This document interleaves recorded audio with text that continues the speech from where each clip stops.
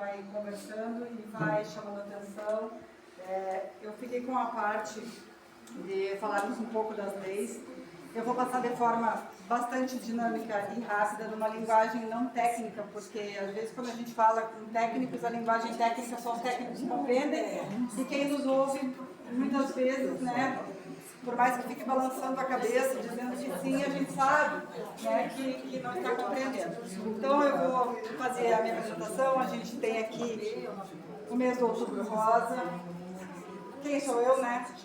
Então, como muitos já me conhecem aqui, meu nome é Franciele Agnostinho Silva, cunhada da Silvana. Eu sou graduada em Direito pela FAMES, concluí minha graduação em 2009. Neste mesmo ano, eu já tinha prestado o exame da Ordem dos Advogados do Brasil. Infelizmente, e graças a Deus, eu fui aprovada. Na sequência, eu fiz a pós-graduação em Direito Processual Civil, que é com aquilo que eu trabalho com causas cíveis, eu trabalho muito com causas de família, varas de família em si. Trabalhei por muito tempo com o direito do trabalho, né? Há um tempo agora não tenho feito muito, mas trabalhei muito com o direito do trabalho. Estou vereadora pelo município, a população me conhece, não é esse o mote, né, do meu trabalho hoje aqui, nem da minha apresentação, e tampouco da minha presença.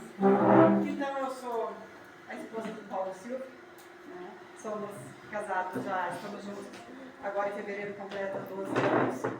Nós não morávamos aqui, resolvemos fixar residência em Itaara por vontade própria quando retornamos de Rondônia no final de 2018.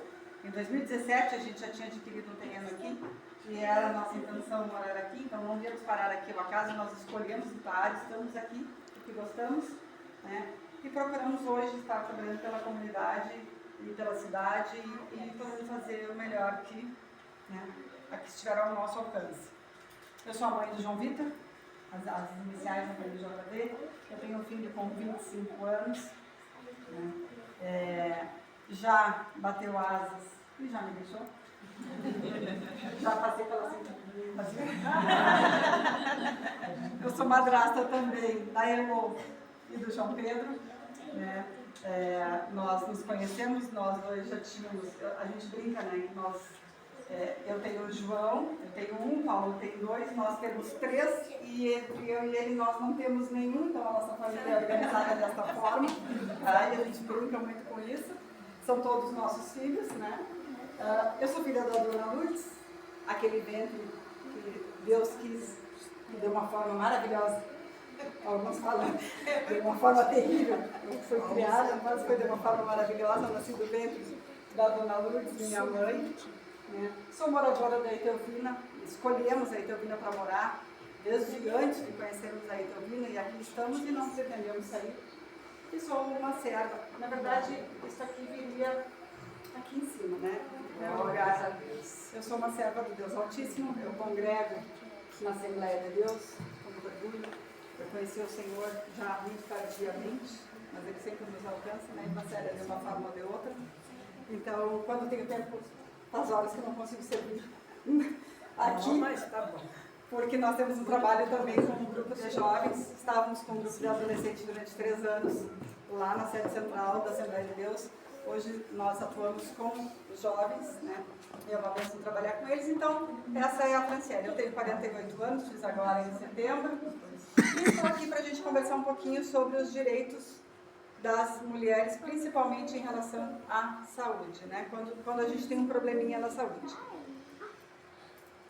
Informação, então, é o primeiro passo para a prevenção e o cuidado. Tudo que a gente falou até aqui é muito importante em todas as esferas. A gente tem que entender que somente nós, mulheres, nós somos um portal da vida. Somente nós, porque Deus nos capacitou dessa forma, de uma forma perfeita. Nós não somos uma casa, nós não somos nada.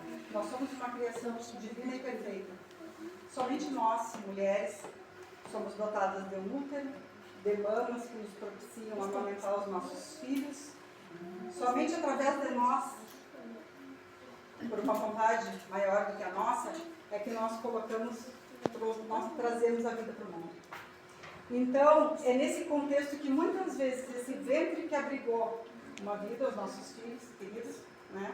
Nós somos frutos de um ventre maravilhoso que nos abrigou um dia, de seios que nos alimentaram, porque há meios, né, para que nós pudéssemos minimamente existir, até que pelas nossas próprias pernas e capacidades nós passássemos a gerar vida também. Mas chega um momento que muitas vezes isso tudo que foi criado maravilhosamente corre o risco de adoecer. E é por isso a importância do Outubro Rosa, e é por isso que nós vamos falar desse tema agora. E quando isso acontece, a gente precisa de um conjunto. E nenhuma parte desse conjunto é uma engrenagem, né, cara? Que todas se complementam para que se tenha êxito num tratamento, numa cura. Muitas vezes essa cura não é possível, não compete a nós questionarmos por que é possível para alguns, por que não é possível para outros. Mas é a situação que nós temos. Eu, Franciele, creio, né, que há um propósito para todas as coisas. Há uma dificuldade em aceitar quando nós não conseguimos chegar nesse resultado de êxito, de felicidade, de cura. Mas há um propósito em todas as coisas, ainda que na dor, né? Então eu trago um provérbio que nós costumamos trabalhar muito quando se fala em mulher, né? Você é mulher virtuosa, né? Eu trouxe uma linguagem mais simples de compreensão que diz: muitas mulheres são exemplares, mas você a todas se supera. E é importante que isso fique muito claro para nós. Nós somos uma joia valiosa, muito importante para nós, para Deus e para aqueles que estão junto de nós. Então eu trouxe um pequeno lembrete, né? Que muitos se espelham na sua força e determinação. De cada um de nós que estamos aqui. Pois você é uma joia preciosa, cheia de potencial e valor. Ainda que por muitas vezes você não consiga enxergar isso, você é exatamente isso. Cuidar de você mesmo é um ato de amor por Deus e por aqueles que te amam. Deus já nos ama infinitamente. Mas aqueles que estão ao nosso redor, que são aqueles que nos amam, nosso companheiro, nosso esposo, na ausência deles, nossos pais, nossos filhos, nossos amigos, nossos parentes, nossos irmãos de congregação, nossos colegas de trabalho, onde nós não estamos sozinhos jamais. Seja no seio familiar, que muitas vezes não vai ser. E aqui é importante a gente falar, muitas vezes a gente não vai ter aquela família perfeita. Nós não vamos ter aquela formação que se diga, que a gente costuma dizer que é de propaganda de margarina, né? E por muitas vezes, quando esse cuidado falta da família, nós nos socorremos dos amigos, nós nos socorremos dos nossos irmãos, nós nos socorremos em profissionais, sejam da área da saúde física, seja da área da saúde mental, seja em profissionais do direito, que é o meu caso. Então, né, reserve momentos de autocuidado, pratique hábitos saudáveis, mantenha os exames em dia, tudo isso a gente falou aqui, porque nós somos preciosas aos olhos do Senhor. E algum conjunto de direitos nós temos. Dentre eles, o direito ao tratamento pelo SUS. Tá?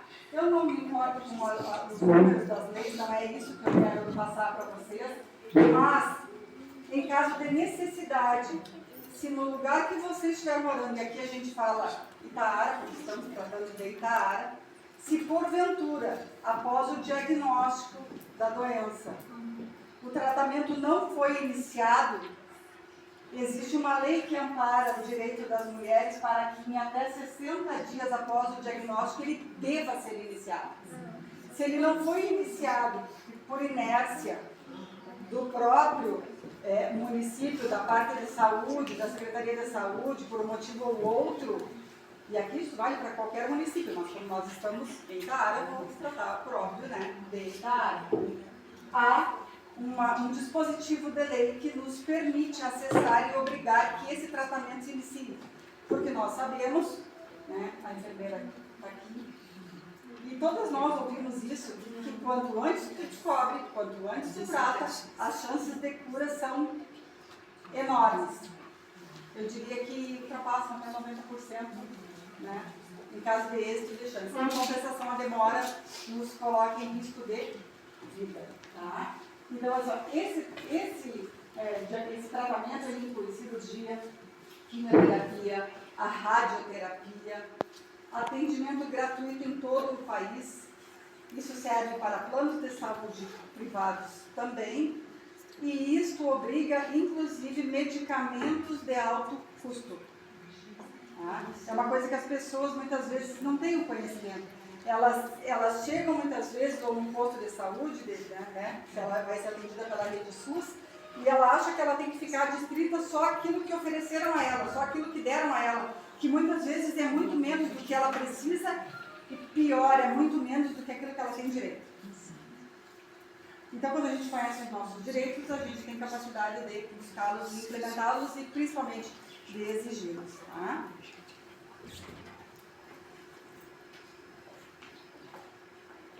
A reconstrução mamária. Tem leis específicas para isso, tá? É direito da mulher que passa por uma mastectomia ter a mama reconstituída, inclusive com as próteses sendo totalmente gratuitas. Tá? Isso é importantíssimo. Muitas vezes a lei vai dizer que esse direito à reconstrução ele é imediato, tá? Após a mastectomia. Mas tem tratamentos, e aí aqui a enfermeira não me deixa mentir, que muitas vezes não é possível que você já coloque, implante a prótese logo depois da mastectomia. Porque tem vezes que você vai precisar ficar reavaliando a mama para saber se não ficou nenhum foco, nenhuma recidiva, nem nada. Muitas vezes a cirurgia é agressiva demais, se você não vai ter ainda tecido, não vai ter pele, não vai ter forma de recepcionar aquela mama, mas ainda assim, não é porque não aconteceu imediatamente que você perde esse direito. Não. Tá? Ele é garantido, inclusive, posteriormente. Porque quando o médico disser que está apto para receber o implante, então essa mulher tem direito, por lei, de receber a mama. Porque a gente entende que nós trabalhamos muito com a nossa autoestima. Não é uma doença fácil. A aceitação, ela já é dolorida. Porque a primeira coisa que a gente pensa, eu tive 2 diagnósticos de quase, graças a Deus, irmã Elone. Inclusive, no final do mês passado, não, início do mês, agora a gente está em outubro, né? Já estou perdida com a data. Dia 2 de outubro era para eu estar retirando meu útero. Mas, né, eu também tenho fé.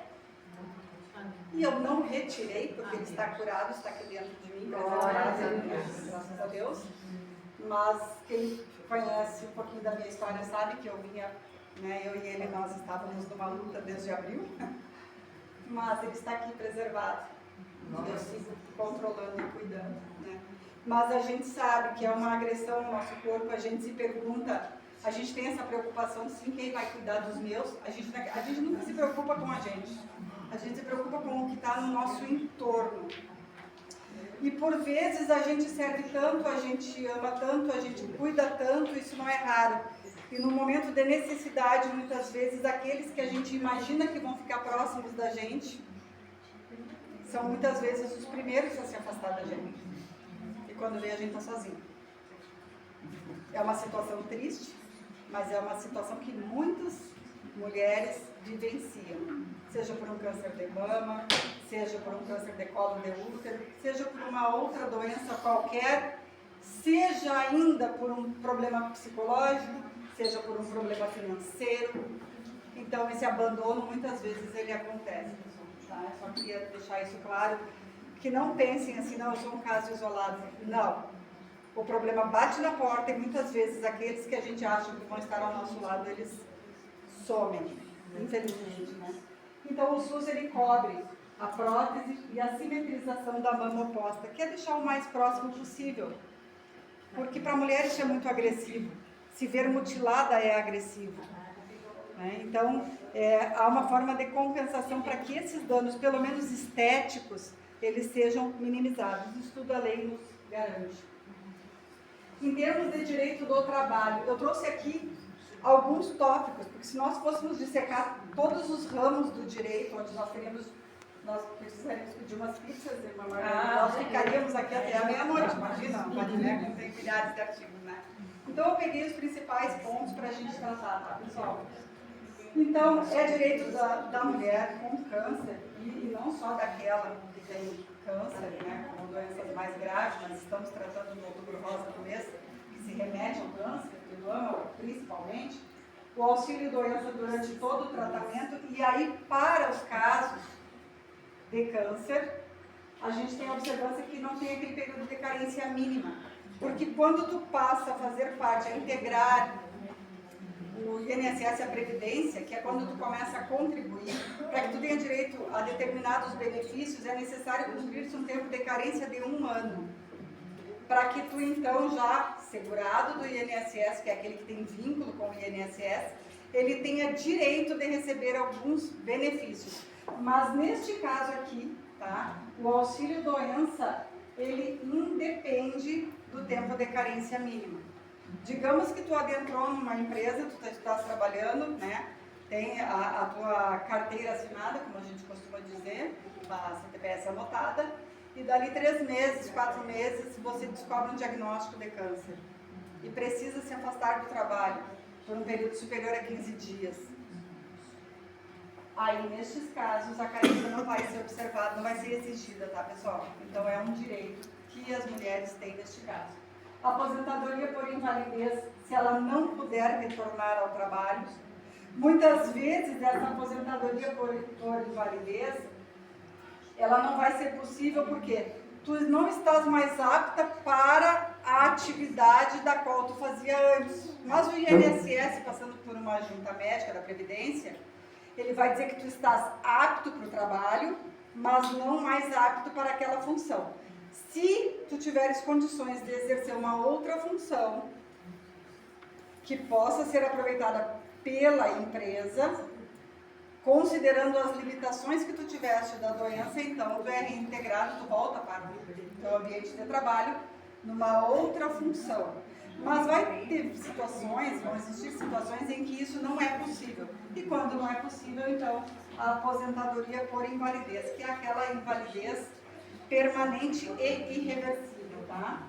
O saque do FGTS e FISPASEP para a paciente, o saque integral, tá? Do FGTS e FISPASEP é possível nos casos em que a mulher apresentar um diagnóstico de câncer, inclusive se ela tiver um dependente na família. Digamos que você tenha um filho, né? Um filho que esteja sofrendo da doença e você é que recolhe o fundo de garantia. A lei permite que, em caso de dependentes com câncer, você consiga sacar o seu fundo de garantia de forma integral. Isso aqui é uma discussão que eu tenho um pensamento acerca da estabilidade, tá? A lei hoje, trabalhista, ela só permite a estabilidade de 12 meses após o retorno se a mulher for afastada por auxílio-doença acidentário. Porque tem 2 tipos de auxílio-doença, e eles têm códigos, é o B31 e o B91. Um deles é o auxílio-doença previdenciário e um outro deles é o acidentário. O que difere um do outro? Tu estás trabalhando, foi acometido por uma doença e tu precisou te afastar por mais de 15 dias do teu trabalho. Digamos que tu tenha recebido um atestado de 30 dias. Os primeiros 15 dias, até o 14º dia, né? 15º, quando integrar ali, você recebe pela empresa. A partir daí, tu passa a receber pela Previdência, pelo INSS, como a gente costuma chamar.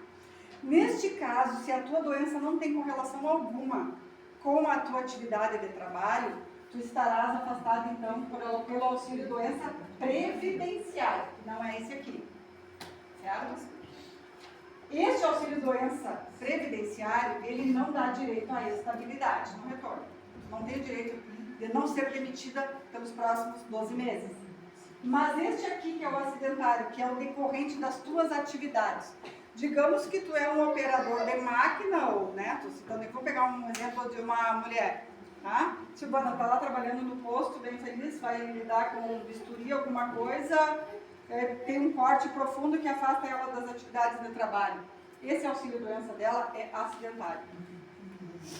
E a lei só prevê a estabilidade para estes casos, do acidentário. Agora, e aí isso é uma discussão da Franciele, ainda nós não temos isto para os casos de câncer, embora eu entendo que sim, que o Congresso Nacional deveria pensar, né, com outros olhos, jogar luz em cima dessa necessidade. Por quê?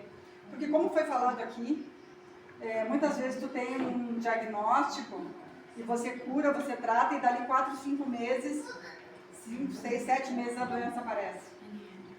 E muitas vezes, desde o retorno da atividade do trabalho, tu precisou ficar afastada, tu não tem essa estabilidade, a empresa tem pressa, ela lucra, né? Ela trabalha com lucro. O que ela faz com aquele trabalhador que ficou, digamos, 3, 4, 5 meses afastado de uma licença de saúde, Elisângela?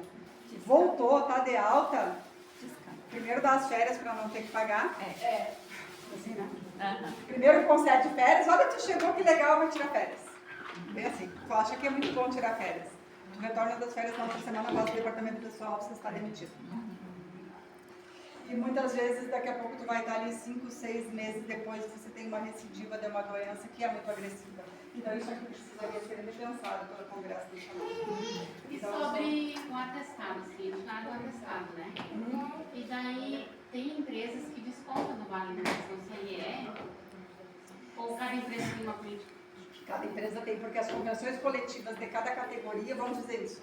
Foi uma discussão aqui em Tara, agora no início do ano, para os servidores. Pediram para alterar, agora vou explicar a parte da lei, mas é porque a gente teve que tratar sobre isso, tá? Chegou um projeto de lei para alterar o auxílio alimentação dos servidores do município. E aí, dentre as mudanças, dizia que quando ele estivesse afastado por motivo de saúde, ele não receberia. Tá? Eu, como sou da Comissão de Legislação e Justiça da Câmara, dei meu parecer contrário a essa mudança, porque eu entendo que se ele é um auxílio alimentação, ele é algo que complementa a alimentação. E ele já está considerado na renda daquele servidor, daquele trabalhador. Então eu entendo que é injusto, primeiro porque ninguém quer ficar doente. Então nós conseguimos, tá, aprovar a lei sem que esse desconto fosse efetuado. Mas sim, a empresa tem essa liberdade, no contrato de trabalho ele vai constar, e tem categorias que têm a convenção coletiva da própria categoria, como no caso da enfermagem e de tantos outros, que é a convenção coletiva que dá o tom, que dá as regras do jogo. Tá? Então, se constar ali, aí realmente não tem esse direito. Pessoal, não vou demorar porque a gente tem um lanche, tá? Então, vou passar de forma bem rápida. As isenções que nós temos direito, tá? Isenção de IPI, ICM, IPVA, IOF na compra de veículo adaptado. Tem pessoas que, a depender da necessidade da doença, precisam comprar um veículo que seja adaptado para a doença dela. Então, há isenção total desses impostos. Então, com base nos documentos, nos laudos, dos exames, ela vai encaminhar isso para a concessionária onde ela vai adquirir, ela vai ter essas isenções que vai comprar por um valor menor, tá? É um benefício. Isso é válido para pacientes com limitação de mobilidade própria da doença, ou seja, tem que ser afeto à doença, não adianta você querer comprar um veículo adaptado se você, né? Olha, eu quero ver baseado, tem que ter correlação. Que a tua necessidade diz respeito àquela necessidade de adaptação do veículo, tá? Então aqui está a base legal para isso. Eu queria, para ter separado aqui do IPTU, essa legislação aqui é nossa, do município, tá? Então, o Código Tributário do município vai dizer que é isento do pagamento de IPTU pessoas acometidas de doenças graves, certo? Ó, estão isentos do imposto predial e territorial urbano, o imóvel onde resida portador de necessidades especiais ou doença grave, aí a doença grave aqui se enquadra o câncer, o Parkinson, Alzheimer e tantos outros, tá? Com renda familiar de até 2 salários mínimos nacional, com as seguintes condições. Aí é o tamanho do imóvel, etc., tem uns outros detalhes. Hoje eu vejo, foi a mesma discussão que tivemos do REURB, considerar a renda até 2 salários mínimos hoje, gente, eu acho isso muito pouco, porque nós bem sabemos que o custo de vida é cada vez mais elevado, 2 salários mínimos de uma família com 5 ou 6 integrantes é nada. Então, eu acho que isso pode ser revisto e repensado, tá? Porque a gente sabe que tem custos, muito além daquilo que o SUS oferece, que o posto de saúde oferece, a gente sabe que tem custos maiores, tem pessoas que necessitam de fraldas, tem pessoas que necessitam de uma série de outras coisas, né, que não contempla, que o salário não é capaz de suportar. Então, eu vejo que isso poderia ser alterado. Prioridades e benefícios sociais. Então, o atendimento prioritário, quando a gente fala em atendimento prioritário, é atendimento prioritário em tudo. É atendimento prioritário na fila do banco, é atendimento prioritário quando é atendido da Corsã, é atendimento prioritário quando chega no posto médico. Prioridade em tudo, certo? Inclusive, não consta aqui, mas tem prioridade também na tramitação de processos. Tá?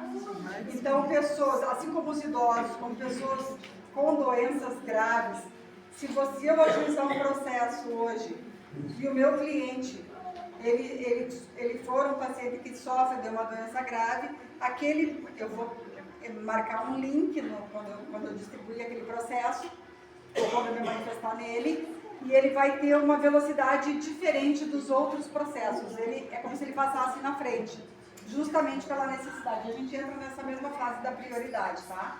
Aconteceu agora há pouco, né? Eu já tinha um processo anterior, a pessoa não tinha problema nenhum.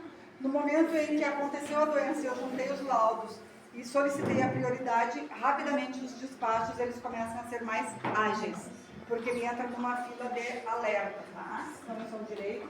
Isenção de imposto de renda também é um direito sobre aposentadoria ou pensão no caso de incapacidade permanente. Então, as pessoas que são acometidas de doenças graves, entre elas o câncer, são isentas de pagar imposto de renda, tá? Sobre aposentadoria e pensão. Para aqueles que não são beneficiários, não são segurados do INSS, o BPC-LOAS, para mulheres em situação de vulnerabilidade social. E aí, Elisângela sabe bem sobre isso, né, Elisângela? Sim, tem alguns critérios. Tem vários critérios, vai passar por um estudo social da assistente social, vai receber uma visita, serão cruzados dados para ver se essa vulnerabilidade realmente ela se confirma, e em se confirmando, uma vez que ele nunca recolheu para a Previdência, então ele não é um segurado, ele não tem vínculo com a Previdência, ele tem direito a receber um salário mínimo que se chama o BPC-LOAS, tá? Assim como ele é concedido, como ele é transitório, em sobrevindo uma situação que altere aquela necessidade, que modifique, ele pode ser simplesmente suspenso, tá?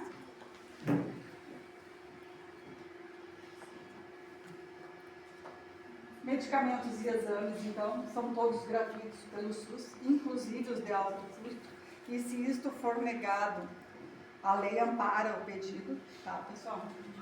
Porque quando a gente lê aqui o artigo 196 da Constituição Federal, e a gente vai ler que a saúde é direito de todos e dever do Estado, esse Estado aqui, da forma como está escrito e contemplado na Constituição Federal, não é o Estado do Rio Grande do Sul. Leia-se Estado aqui, o país soberano. Então, sendo dever do Estado, o Estado ele é composto, né, é a União como um todo, os Estados federados, que a gente vai ter, Rio Grande do Sul, Paraná, Santa Catarina, Bahia, São Paulo, Rio de Janeiro, estes são os Estados, e os municípios. Então, é dever de todos. Se um não concede, o outro concede. Por isso que muitas vezes quando a gente maneja uma ação por necessidade de saúde, a gente integra os três entes da administração do polo passivo. Tu demanda contra a União, contra o Estado e contra o município. Alguém vai ter que fornecer. Tá? É a obrigação.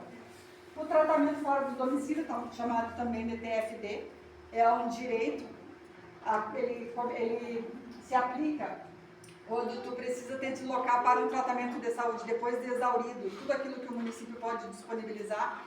Depois de exauridas todas as fontes, o município não tem mais como te oferecer a necessidade que tu demandas.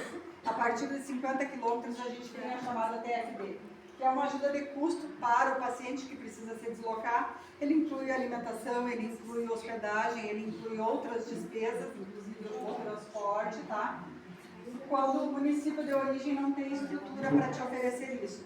Inclusive, ele pode, se for o caso da necessidade, ser ampliado para um acompanhante, quando o caso demandar a necessidade de um acompanhante. Tá? Acredito que o município faça, né, Silvana? O tratamento fora do domicílio é um hábito. Aí também, assim, para faxinal soturno e tantos outros lugares, é um exemplo disso, tá? Nós não temos o serviço oftalmológico no município, então ele é disponibilizado através de um outro município, que é faxinal soturno, muitos viajam para lá, e esse é um exemplo do TND. Então, a dignidade, não discriminação, já encaminhando para o final, pessoal, é proibido qualquer tipo de discriminação para mulheres com câncer, seja, né, no trabalho, seja através do plano de saúde, que muitos tentam negar, muitos planos de saúde para não pagar, tentam dizer que você não tem direito. Consulte um advogado para saber se verdadeiramente aquela informação que estão te dizendo que você não tem direito, se você não tem mesmo. Porque a intenção é sempre o lucro, né? Então, muitas vezes te é negado um direito básico, um direito que eles têm por obrigação de fornecer. Né? Respeito, acolhimento e empatia, acho que já foi mais do que retratado hoje aqui. Nós já falamos muito sobre isso. Apoio e informação, então, a gente tem quanto ao assunto, né, quanto ao tema que a gente está tratando, que é o câncer, o INCA, que é o Instituto Nacional do Câncer, tem todas as orientações, todos os guias, isso é acessado pela internet, você baixa a página do INCA, vai tirar suas dúvidas. Os benefícios previdenciários, então, a gente busca no INSS, as defensorias públicas, né, e os ministérios públicos para aquelas pessoas que não, olha, não tem condições de pagar um advogado. Bom, existem as defensorias públicas do Estado e da União, tá? Que são obrigadas ao atendimento. A gente sabe que a fila, né, de espera é um pouquinho mais demorada, porque há muita concentração de trabalho. Ainda existem, aqui não está incluído, mas a grande maioria das faculdades e universidades de Direito, elas disponibilizam os núcleos de prática jurídica onde você é atendido, tá? Quanto ao FSM, quanto ao UFM e tantas outras, a UBRA, todas têm, porque o graduando de Direito ele é obrigado a passar pela prática jurídica, assistido pelos professores. Então, esses núcleos ajudam muito a desafogar a defensoria pública, tá? As ONGs e grupos de apoio, onde a gente vai buscar suporte emocional e suporte social. Muitas vezes isso vai desaguar na assistência social, vai desaguar na enfermagem, na escola. Então é importante que as pessoas estejam preparadas, né, para recepcionar e para encaminhar na associação de bairro, né, Cris? Daqui a pouco a porta da Cris, quando o telefone começa a tocar, a porta começa a bater, e é para isso que a gente está aí. É por isso que a comunidade ela tem que conhecer os seus direitos. Tá? Então, o conhecimento transforma o medo em força. E é assim que a gente faz. Não é muitas vezes o não que representa verdadeiramente o não. Toda mulher com câncer tem direitos, apoio e voz. E eu melhoraria a frase. Eu tiraria o com câncer. Toda mulher tem direitos, apoio e voz. E eu entendo que a gente deva, hoje a gente já tem um adiantado da hora, eu sei que tem temas muito importantes para a gente tratar. Eu acho que rodas de conversa são muito importantes para a gente tratar de outros temas relacionados às mulheres, ao direito das mulheres, né? Às famílias, aos nossos filhos, aos adolescentes, à violência de gênero, as obrigações também, porque muitas vezes não são só direitos, são responsabilidades e elas têm que ser observadas.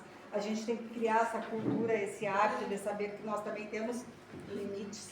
Hoje isso não é observado, mas eu vejo que isso é num outro momento para nós tratarmos, tá?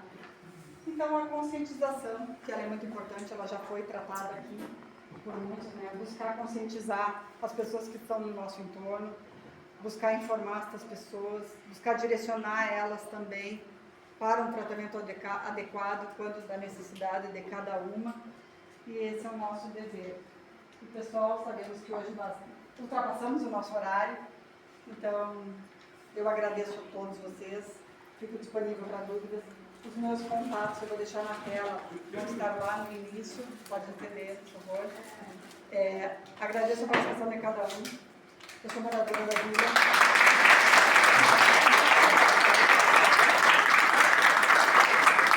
Como muitos sabem, né, eu não exponho nomes, mas eu atendo várias pessoas. As pessoas que sabem disso, sabem do que eu estou dizendo. E fiquem à vontade, se vocês tiverem alguma dúvida, né? Não é a vereadora Francieri, é a moradora Francieri, como sempre foi. Muito antes de ser a vereadora Francieri, eu já atendi a minha comunidade, a congregação sabe disso, as irmãs, né? Os meus amigos sabem disso, então eu estou à disposição. Eu vou deixar no primeiro slide os meus contatos, as minhas redes sociais, o meu telefone. Tendo dúvidas, me chamem no privado. E naquilo que eu não souber, eu vou buscar saber, porque nós não somos detentores do conhecimento, só Deus o é Ele que nos capacita, né? E aquilo que eu não sei, eu vou buscar, o que não souber, o que não estiver ao meu alcance, eu vou direcionar, tá bom? Muito obrigada, nós agradecemos e queremos, né, Marlene, uma Marlene finaliza, e nós vamos lanchar, nós vamos confraternizar, porque é para isso também que viemos.